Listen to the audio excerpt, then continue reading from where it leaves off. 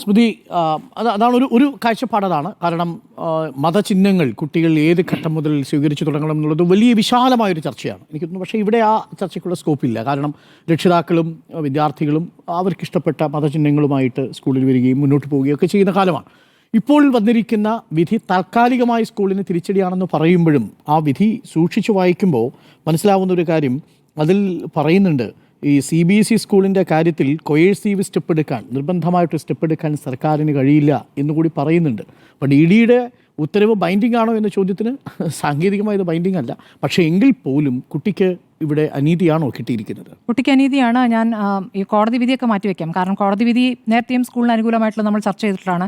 അതിലപ്പുറമുള്ള കാര്യങ്ങളാണല്ലോ നമ്മൾ ചർച്ച ചെയ്യുന്നത്. ഇപ്പോൾ സുനിൽ പറഞ്ഞതുപോലെ രണ്ടും ഒരേ മട്ടിൽ കാണേണ്ട, ഒരേ രൂപത്തിൽ കാണേണ്ട ഒരു സാഹചര്യമാണോ ഇത് എന്നുള്ളതാണ് പരിശോധിക്കേണ്ടത്. അങ്ങനെയുള്ള സാഹചര്യമല്ല എന്നാണ് ഞാൻ മനസ്സിലാക്കുന്നത്. ഇപ്പോൾ രാജ്യത്തെ തന്നെ ഒരു യൂണിഫോമിലാക്കാൻ ശ്രമിക്കുന്നവർ ഭരിക്കുന്ന ഒരു പ്രത്യേക കാലമാണ് ഇത്. അപ്പോൾ ഇവിടെ രാജ്യത്തെ മുസ്ലിം സമൂഹം ഏത് രീതിയിൽ വിവേചനം അനുഭവിക്കുന്നു എന്നതിൻ്റെ അടിസ്ഥാനത്തിൽ കൂടി വേണം ഈ വിഷയത്തെ നോക്കാൻ. അതിൻ്റെ തുടർച്ചയായിട്ട് മാത്രമാണ്, അല്ലാതെ മാറ്റി നിർത്തിക്കൊണ്ട് ഈ വിഷയത്തെ നമുക്ക് കാണാൻ കഴിയില്ല. ആ നിലയ്ക്ക് തന്നെ കാണണം. ഇന്നത്തെ ആ പ്രിൻസിപ്പലിൻ്റെ ചിരി മനസ്സിൽ നിന്നും മായുന്നില്ല. ചിരിച്ചുകൊണ്ട് അവർ പ്രതികരിക്കുകയാണ്. അവർ ചോദ്യങ്ങൾ എടുക്കുന്നില്ല. ചോദ്യങ്ങൾ വേണ്ട എന്ന് പറഞ്ഞുകൊണ്ട് അവർ തന്നെ പറയാനുള്ള കാര്യങ്ങൾ പറയുകയാണ്. ഞങ്ങൾ ഭാരതീയ പാരമ്പര്യമാണ് ഈ സ്കൂൾ തുടരുന്നു എന്ന് പറയുന്നു.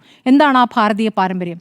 എന്നും നമ്മൾ രാജ്യത്തെ പ്രതിജ്ഞ ചൊല്ലുന്നുണ്ടല്ലോ സ്കൂളിൽ. ആ പ്രതിജ്ഞ എന്താണ്? India is my country, all Indians are my brothers and sisters, I love my country and I am proud of its rich and varied heritage എന്നാണ്. അപ്പോൾ എന്താണ് അതിൽ നിന്ന് മനസ്സിലാക്കേണ്ടത്? ബഹുസ്വരത എന്നതിനെ മാനിക്കാതെ ഈ പ്രതിജ്ഞാവാചകം എല്ലാ ദിവസവും സ്കൂളിൽ ചൊല്ലുന്നു. അത് എത്രത്തോളം ആ കന്യാസ്ത്രീ അല്ലെങ്കിൽ ഈ എതിർക്കുന്ന സ്കൂളും മാനേജ്മെൻറ്റും എത്രത്തോളം അത് സ്വാംശീകരിച്ചിട്ടുണ്ട് എന്നുള്ളതാണ്.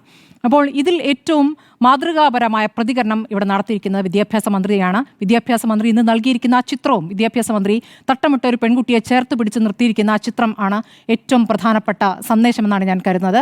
അത് ഇക്കാലത്ത്, ഈ സമയത്ത് അത് ഉറച്ചു പറയുന്നു. അതിലൊരു കടുകിട വ്യത്യാസം അദ്ദേഹം നടത്തിയിട്ടില്ല എന്നുള്ളത് അഭിനന്ദനീയമാണ്. അത് അദ്ദേഹത്തിൻ്റെ മാത്രം നിലപാട്, അത്രയും കർക്കശമായ നിലപാട് അദ്ദേഹത്തിൻ്റെ മാത്രം നിലപാടായിട്ടാണ് കാണുന്നത്. ഒരു പൊതുവായ സമീപനമായിട്ട് ഞാൻ അതിനെ കാണുന്നില്ല. ആ നിലപാട് അവിടെ എടുക്കുകയാണ്. അദ്ദേഹം പറഞ്ഞതുപോലെ തട്ടം എന്ന് പറയുന്നില്ല എങ്കിലും ഒരു ശിരോവസ്ത്രം അണിഞ്ഞ ഒരു വ്യക്തിയാണ് മറ്റൊരാളുടെ ശിരോവസ്ത്രത്തെ എതിർക്കുന്നത്.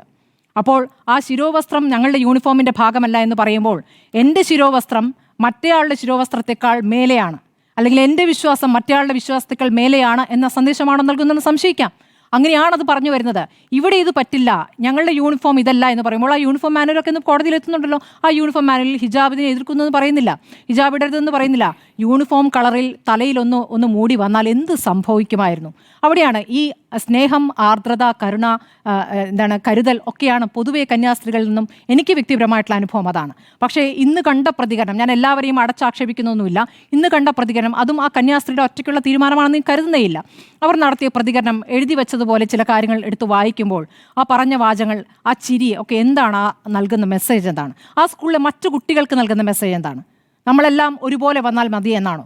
അപ്പോൾ അങ്ങനെയല്ലാതെ വരുന്നവരെ ഒറ്റപ്പെടുത്തണമെന്നാണോ? ആ കുട്ടി ആ സ്കൂളിൽ പഠിക്കണ്ട എന്ന് തീരുമാനിക്കുമ്പോൾ എത്ര ലജ്ജാകരമാണ് കേരളത്തിൽ അത് സംഭവിച്ചു എന്നുള്ളത്. അപ്പോൾ ഇനി അവൾ എവിടേക്കാണ് പോകുന്നത്? ഒരുപക്ഷെ മുഴുവൻ തട്ടമിട്ട കുട്ടികളുടെ ഇടയിലേക്കായിരിക്കും ആ കുട്ടി പോകുന്നത്. അപ്പോൾ ബഹുസ്വരതയെക്കുറിച്ച് ആ കുട്ടി ഇനി എന്താണ് മനസ്സിലാക്കേണ്ടത്? അവിടെ പഠിച്ചുകൊണ്ടിരിക്കുന്ന കുട്ടികൾ ബഹുസ്വരതയെക്കുറിച്ച് എന്താണ് പഠിക്കേണ്ടത്? അപ്പോൾ നമ്മൾ രാജ്യത്തെക്കുറിച്ച് നമ്മൾ പറഞ്ഞുകൊണ്ടിരിക്കുമ്പോൾ അതിനൊരു പരിച്ഛേദമല്ലേ നമ്മളുടെ ഓരോ ഇടങ്ങളും? അങ്ങനെയല്ലേ പഠിപ്പിക്കേണ്ടത്? ഈ അധ്യാപകർ പല ഘട്ടങ്ങളിൽ പല വിഷയങ്ങളെ പറഞ്ഞു വരികയാണ്. ഇപ്പോൾ ചില ആത്മഹത്യകളൊക്കെ കുട്ടികളൊക്കെ നടക്കുമ്പോൾ ഈ സ്കൂളിലെ അധ്യാപകർക്ക് എന്താണ് പഠിക്കുന്നത്? എന്താണ് ഈ ലോകത്തെക്കുറിച്ച് അവർ മനസ്സിലാക്കുന്നത്? എന്താണ് കുട്ടികളോട് എടുക്കുന്ന സമീപനത്തിൽ വരുത്തേണ്ട പ്രതികരണം? ആ അച്ഛൻ ഇന്ന് പ്രതികരിക്കുന്നത് 3 പെൺമക്കളുടെ പിതാവാണ്. അദ്ദേഹം പറയുകയാണ്, എൻ്റെ മൂത്ത മകൾ ലണ്ടനിൽ PG ചെയ്യുന്നു, രണ്ടാമത്തെ മകൾ റഷ്യയിൽ MBBS പഠിക്കുന്നു, 3ാമത്തെ പെൺകുട്ടിയാണിത്. അപ്പോൾ ഈ പർദ്ദ അടിയിച്ച് കുട്ടികളെ അകത്തിരുത്തുക അല്ലെങ്കിൽ വേഗത്തിൽ വിവാഹം ചെയ്തു കൊടുക്കുക, അതൊക്കെ നടക്കുന്ന കാര്യങ്ങളാണ്. ഇല്ല എന്ന് പറയുന്നില്ല. അങ്ങനെയുള്ളൊരു പിതാവല്ല എന്ന് അദ്ദേഹം പറയുകയാണ്. 3 പെൺമക്കളെയും പഠിപ്പിക്കുന്നുണ്ട്, അവരെ സ്വന്തം കാലിൽ നിർത്തുന്നുണ്ട്. ആത്മാഭിമാനമുള്ള പെൺകുട്ടിയാണ്, അതുകൊണ്ടാണ് ആ പെൺകുട്ടി ഇനി ഞാൻ ആ സ്കൂളിലേക്കില്ല എന്ന് പറയുന്നത്. ഏറ്റവും ലജ്ജാകരമായ കാര്യമാണ്, അതിലൊരു തർക്കവുമില്ല. അപ്പോൾ നമുക്ക് കഴിഞ്ഞ ആഴ്ചയല്ലേ ഇപ്പോൾ ഇവിടെ അമിത്ഷായുടെ പ്രതികരണം കണ്ടത്, രാജ്യത്തെ മുസ്ലിം ജനസംഖ്യ 24.6% ഹിന്ദു ജനസംഖ്യ 4.5 ആകുന്നു എന്നൊക്കെ പറയുന്നത്. അപ്പോൾ ഈ കണക്കുകളൊക്കെയാണ് നമ്മുടെ ആഭ്യന്തരമന്ത്രി തന്നെ ഇവിടെ പറഞ്ഞുകൊണ്ടിരിക്കുക. അതിൻ്റെ തുടർച്ചയായിട്ടല്ലേ കാണുന്നത്. ഇവിടുത്തെ PTA പ്രസിഡന്റ്, അദ്ദേഹം നാഷണൽ പീപ്പിൾസ് പാർട്ടിയുടെ പ്രതിനിധിയാണെന്ന് പറയുന്നു. അത് മേഘാലയയിലെ പാർട്ടിയാണ്, മേഘാലയയിൽ അതൊരു സെക്യുലർ പാർട്ടിയാണ്, പക്ഷേ ഇവിടെ NDAയുടെ ഭാഗമാണ്. അപ്പോൾ ഏതെങ്കിലും ഒരു മുന്നണിയുടെ ആശയം അവിടെ അടിച്ചേൽപ്പിക്കാൻ വേണ്ടിയിട്ടാണോ PTA പ്രസിഡന്റിന്റെ പ്രതികരണങ്ങൾ കൂടി എന്നത് സംശയിക്കേണ്ടിയിരിക്കുന്നു. ഈ പിതാവ് പറഞ്ഞ് ശ്രദ്ധിക്കാം, നമ്മൾ ഈ SDP ഒക്കെ പങ്കൊക്കെ നമ്മളെ പുറത്തു പറയുന്നുണ്ടെങ്കിലും ആ പിതാവ് പറയുകയാണ്, ഞാൻ കേസിനുമുള്ള ഒരു പരിപാടിക്കുമില്ല, ഇത് വർഗീയമായി കത്തരുത് എന്നാണ് പിതാവ് ആഗ്രഹിക്കുന്നത്. നമ്മളിത് കണ്ണു തുറന്ന് കാണേണ്ട ഒരു കാര്യമാണ് കേട്ടോ. ഒരാൾക്ക് അയാളുടെ വിശ്വാസവുമായി ബന്ധപ്പെട്ട് മുന്നോട്ട് പോകാൻ പറ്റാത്തൊരു സാഹചര്യം, പർദ്ദയുമായി ബന്ധപ്പെട്ടും ഈ പറയുന്ന ഹിജാബുമായി ബന്ധപ്പെട്ടൊക്കെ നമുക്ക് വേറെ ചർച്ച ചെയ്യാമെന്നേ, അത് വേറെ വിഷയമാണ്. പക്ഷേ അത് ധരിക്കരുതെന്ന് വേറെ ഒരാൾ നിഷ്കർഷിക്കുമ്പോഴാണ് പ്രശ്നം. നമ്മൾ സ്വയം തീരുമാനിക്കുന്നതല്ലാതെ നിഷ്കർഷിക്കുമ്പോഴാണ് പ്രശ്നം. എൻ്റേത് നല്ലതും നിങ്ങളുടേത് മോശവും എന്നെങ്ങനെയാണ് പറയുക? യേശുക്രിസ്തു അങ്ങനെ പറയുമോ? യേശുക്രിസ്തു ആണ് ഇവിടെ ഉണ്ടായിരുന്നെങ്കിൽ എന്താണ് ചെയ്യുക? ചേർത്ത് പിടിക്കുന്നുള്ള കാര്യത്തിൽ ഉറപ്പാണ്. അപ്പോൾ എന്താണ് യേശുവിൻ്റെ സന്ദേശം? എന്താണ് ഇവർ ബൈബിൾ വായിച്ചുകൊണ്ട് മനസ്സിലാക്കുന്നത് എന്നൊക്കെയുള്ള ചോദ്യം അവിടെ നിൽക്കുകയാണ്. ഒന്നും വേണ്ട, ഛത്തീസ്ഗഡിലെ കന്യാസ്ത്രീകളോട് ഒന്ന് ചോദിച്ചാൽ മതി.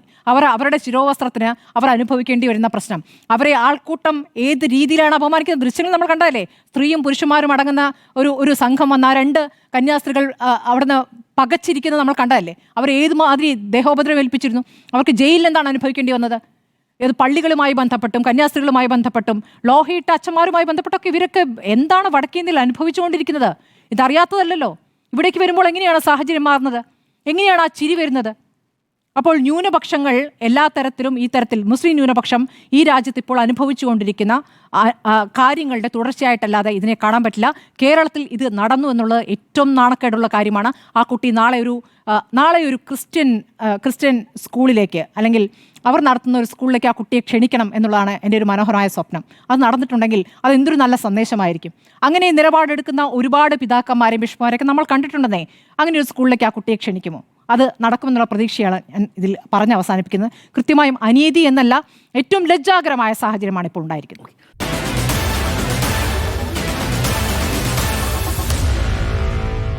Meet the editors.